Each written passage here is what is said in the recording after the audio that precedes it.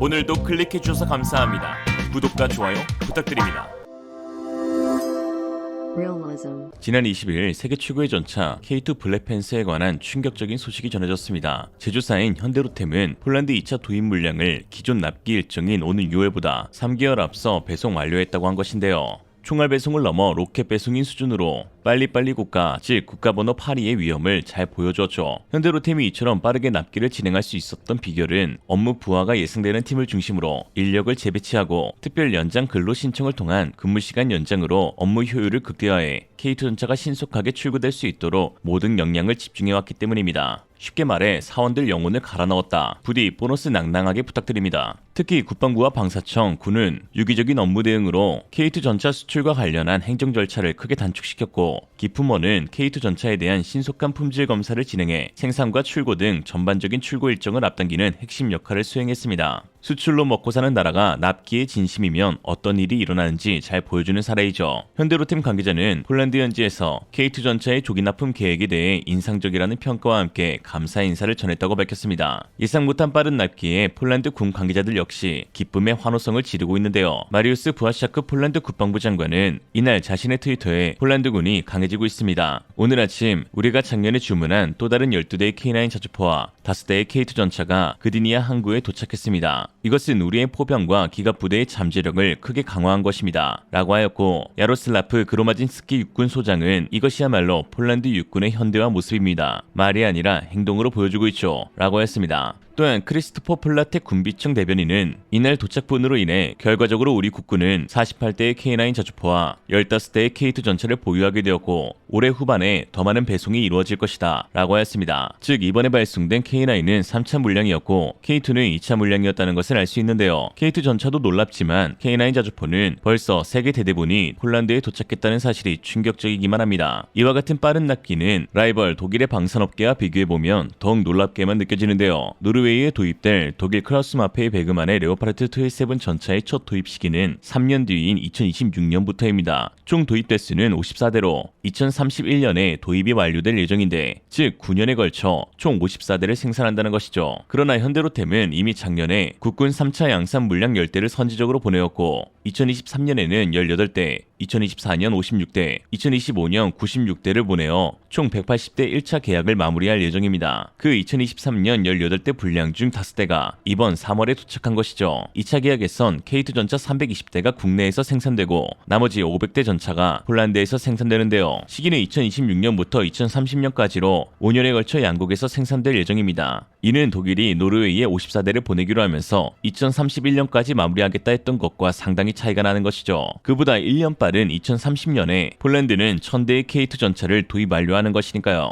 도저히 믿겨지지 않는 속도인데 네티즌들은 무슨 게임을 하는 것도 아니고 팩토리에서 시즈탱크 뽑는 수준이다. 내가 밀리터리 쪽을 몰라서 그러는데 K2 전차 생산이 빠른 거임, 아니면 레오파르트가 비정상적으로 느린 거임, 둘 다 비정상이야 라는 반응을 보였습니다. 한국은 비정상적으로 빠르게 납품하고 독일은 비정상적으로 느리게 납품하죠. 이 같은 한국산 무기체계의 빠른 납기와 우수한 기술력에 최근 해외 유명 매체에서도 주목하였는데요. 미국 국방 매체 태스크 앤 퍼포스는 자사 유튜브 채널에 최근 폴란드가 도입한 한국산 K2 전차에 대한 분석 영상을 만들었습니다. 이 채널의 구독자 수는 거의 100만 명에 육박할 만큼 큰 영향력을 지니고 있고, 진행을 맡은 크리스 캐피는 미국 여러 매체에서 군사 전문가로 활동하고 있습니다. 이번 영상의 제목은 폴란드의 새로운 전투 탱크는 좀 진정할 필요가 있어 였는데요. 주로 스펙이 뛰어나거나 특출난 장점이 있는 무기체계에 대해 이러한 제목을 달고 있습니다. There's a reason Poland's president attended the arrival ceremony of the first batch of 180 K2 tanks purchased from South Korea. Gdańsk is a port city on the Baltic Sea coast in the northernmost part of Poland, where the South Korean tanks arrived as part of a $15 billion mega deal signed just 5 months ago.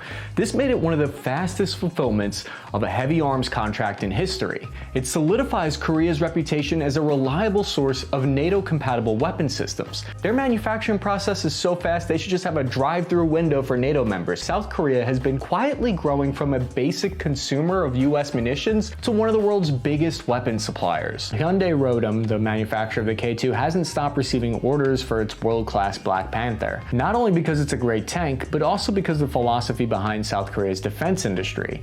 They built this tank with completely indigenous technology, which allows them to share and transfer their product. This is why Poland chose it as its main battle tank by licensing the technology to build their own variant named the K2PL. One thing is for sure, South Korea's Agency for Defense Development has proven its R&D capabilities are strong enough to stay ahead of the rest of the major players, and its decision to build NATO-compatible systems along with a strong military-industrial complex signal that the Asian country will be a player to watch in the coming decades. 해당 영상을 본 해외 네티즌들은 K2 전차와 한국 방위 산업 역량에 대한 칭찬을 아끼지 않았는데요. K2 전차는 적어도 세대의 나토 전차의 가장 좋은 특징만 모은 것 같다. 오토로더는 훌륭해 보이는데 최대 16rpm 조준 사격은 정말 미친 것 같다. 참고로 여기서 뜻하는 RPM은 라운드 퍼 미닛의 약자로 1분당 발사된 포탄 수를 나타냅니다. 네 말 그대로 K2 전차 세대는 1분 안에 러시아 전차 대대 전체를 완전히 수탕할 수 있다는 뜻이야. 한국은 정말 멋진 나라야. 나는 1965년에 8군 사령부에서 복무했어. 그때와 비교해볼 때 오늘날 한국은 너무나 많은 것을 성취했고 그만큼 훌륭한 국가가 되었어. 나는 그들이 이룬 발전이 너무 자랑스럽고 그들의 독창성에 박수를 보내. 나는 마치 그곳에서 태어난 것처럼 그들을 지지하고 있지. K2 전차는 정말 훌륭한 전차이고 폴란드가 K2PL을 위한 인수 프로그램을 마련했다는 사실은 K2가 가진 성능에 대해 많은 것을 말해주고 있어. 왜냐하면 폴란드는 계속해서 러시아의 위협을 받는 상황이기에 만약 K2PL의 성능이 부족했다면 폴란드의 선택은 다른 곳으로 향했을 것이기 때문이야. K2가 너무 좋다. 그것은 짐승이다. 그것이 나토 도색을 하고 활개치는 것을 보는 것은 흥미로울 것 같다라는 반응이었습니다. 한편 최근 해외 매체를 통해 예상 못한 소식이 전해졌습니다. 노르웨이 수준에서 독일 크라우스마페의 배그만에 밀려 수주를 따내지 못했던 현대로템이 노르웨이에 재방문하여 독일산 전차를 산 이유에 대한 답을 얻으려 한다는 기사가 나와 화제가 되고 있는데요. 일각에서는 이미 수주 실패한 노르웨이에 또 뭐하러 질척거리냐 하실 수 있지만 사실 이는 재도약을 위한 현대로템의 반전 전략이었습니다. 즉 노르웨이의 재방문이 위기를 기회로 바꿀 수 있는 신의 한 수가 될 수 있다는 것이죠. 노르웨이 매체 테크니시 우케블라드는 지난 15일 기사에서 다음과 같이 밝혔습니다. 수요일 FMA는 패배한 한국의 현대로템이 방문할 예정이라고 밝혔다. 그들은 K2 블랙팬서와 함께 경쟁에 초대되었으며 이제 프로세스에 대한 직접 검토를 약속받았습니다. 또 다른 매체 다겐스 네어링스 리브에 따르면 노르웨이 국방장관 에릭 크리스토퍼센은 전차를 꼭 구매해야겠다면 한국산이어야만 한다고 권고했습니다. 테크니시 우케블라드의 소식통에 따르면 FMA의 권장사항 역시 지속적인 개발 가능성과 운영 비용 등의 장점이 있는 K2 블랙팬서를 구입하는 것을 권고했습니다. 이에 현대로템은 계약에서는 패했지만 경쟁에서는 패한 것이 아니라는 것을 알고 있습니다. 즉 가격이나 성능에 밀려 수주를 못한 것이 아닌 정부의 정책 때문이라는 의미입니다. 이에 세계시장에서 독일과 계속 경쟁할 현대로템은 혹 이번 계약으로 독일 전차보다 비싸고 성능이 떨어진다는 잘못된 인식이 확산되지 않기 위해 노르웨이에 방문하여 경쟁 보고서를 발급받을 예정입니다. 한편 독일 업체는 노르웨이에서 대규모 절충교역 의무를 지게 되었습니다. 이 프로젝트의 총 프로그램 코스트는 약 200억 크로네로 FMA의 문서에 따르면 독일 크라우스마페이 베그만은 현재 약 115억 크로네의 절충교역 의무를 지게 될 것이라고 하였습니다. 즉 보도를 통해 알 수 있는 것은 수주를 따낸 독일도 아주 낭낭하게 절충교역 의무를 지게 되었다는 것과 현대로템이 이번 수주 실패를 단순한 실패로 규정짓지 않고 앞으로 더 도약할 수 있는 계기로 삼겠다는 것입니다. 실제로 폴란드의 K2 전차 1000대 대규모 수출 역시 노르웨이에서 진행된 성능 평가를 통해 우리 무기 체계의 우수성이 증명되자 계약이 진행되었듯 시험 평가 결과에서 압도했던 K2 전차가 앞으로 유럽 전역에 대규모 판매 수출을 진행하기 위해서는 노르웨이에 공정했던 평가 보고서가 오히려 긍정적으로 작용할 수 있다는 것이죠. 그동안 한국산 무기 체계는 가성비와 후속 지원, 납기 능력에서 주목을 받았지만